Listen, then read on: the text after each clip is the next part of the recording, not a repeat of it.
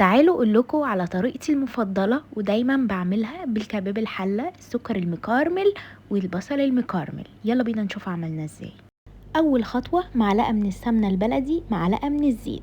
لازم الحله بتاعتي تكون سخنه. بشوح البهارات بتاعتي كلها، عباره عن ورق لوري وحبهان وعيدان من القرفه، معلقه صغيره كده من السكر ويكرمل يبقى لونه ذهبي، ريحته تطلع. انزل باللحمه المكعبات مقطعه مكعبات صغيره، وبفضل اقلبها كده تاخد تشويحه ولون ذهبي خفيف.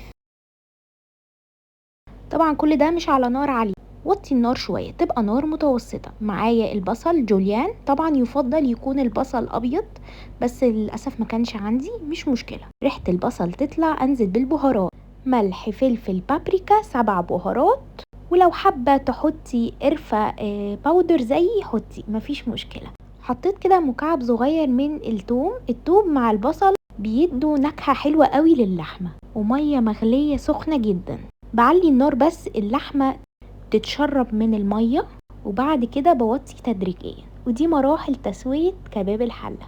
حباه ان هو يكون مكرمل والبصل يكرمل مع السكر، بتشيلي الغطا شويه لحد ما يكرمل، وطبعا تكوني موطيه النار خالص.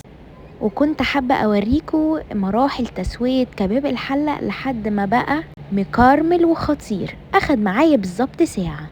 انا بصراحه قطعت اللحمه مكعبات صغيره عشان ما تاخدش وقت قوي. عايزين بقى ندخلها الفرن. مجهزين الفرن على اعلى درجه حراره عندنا، حطينا اللحمه بالصوص بتاعها بكل حاجه، ومقطعه بطاطس مكعبات، ولا تخينه قوي ولا رفيعه قوي، سميكه عشان ما تتهرش. التركه بتاعتي بقى حطي دبس ورمان بس كده.